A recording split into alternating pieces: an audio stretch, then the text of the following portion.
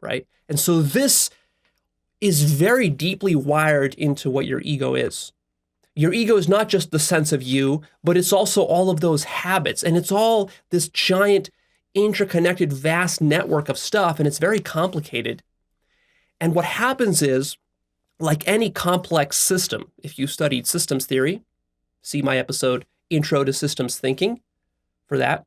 As you should know by now, any complex system has inertia to it. It also has a homeostatic drive to it, which means it tries to maintain its current state. Because for a system to be whatever it is, however it is, doesn't matter how it is, for it to maintain that structure over a period of time, whether it's days or months or years or a human lifetime, it has to maintain a self-similarity. Because if that system changes too much, or it allows forces from the outside, chaotic forces, to come in there and to rearrange the system, whether it's for the worse or for the better, it doesn't matter. To the system, it's always perceived as a mortal threat, because it literally is. Because, like, let's say you have a castle built out of Legos, right? The Lego blocks. And there's a certain form that this castle takes. Well, you could say that's like a complex system in this metaphor. Well, if we rearrange the Lego blocks into some other form, which is significantly different from the castle. See, if the castle was self-aware and it had, if it was a living being and it could actually be complex enough in order to have a metabolism and to be able to look at itself and perceive itself, then what it would say is that, wait a minute, too many of my blocks are being changed and rearranged into this new structure, and now this new structure is not what I was. And therefore, that literally is the death of the castle in this case. See? And that's exactly what is happening inside your mind with you in your life when you're trying to create some kind of significant change or transformation in your life. And that is what we're talking about with self-actualization and with all spiritual work, is we're looking to get a significant change in our life, which is something that's actually quite rare. Very few people undertake a conscious, deliberate effort to significantly change their life in a very fundamental way. Most people, when they try to make a change in their life, they're just doing window dressing. They're changing the very surface of their life. They're not going very deep, trying to change like fundamental, existential aspects of their being. They change little things, like they change maybe how they dress, or they change one of their friends out of a dozen friends, or maybe they change a relationship. And even that can be difficult. Even that can produce ego backlash. So what is ego backlash? Ego backlash, if we're thinking of the mind as this harmonic oscillator, it's the oscillation of the string, or of the spring, rather. It's the oscillation of the spring. So what that means is that you should expect that any time you make a significant change to this complex, dynamic, nonlinear living system that you are, you should expect a counterforce that will pull you back towards homeostasis, towards the status quo of whatever you were. So if you were fat your whole life and now you're trying to get skinny, you should expect a counterforce to come in and pull you back towards being fat. Because being fat is a sort of a survival coping mechanism, believe it or not, that your mind created.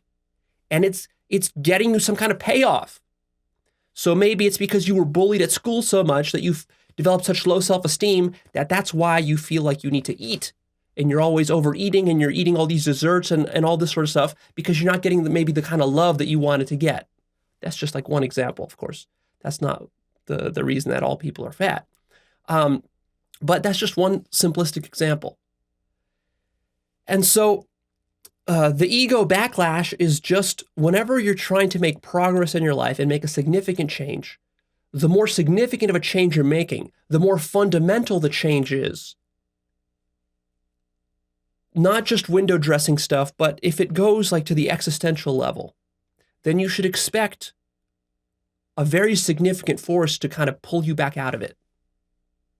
That's ego backlash. And it doesn't feel good.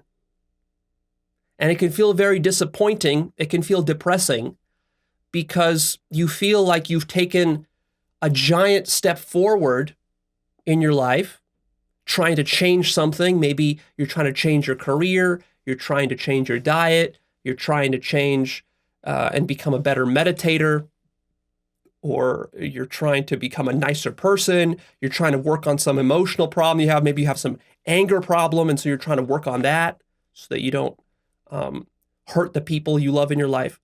But then you make progress, and then as soon as you feel like, okay, now I finally made it, I've made the change, and now it really seems like it's stuck. And then, of course, you backslide and you take 2 steps back. And then you start to wonder, like, will I ever change?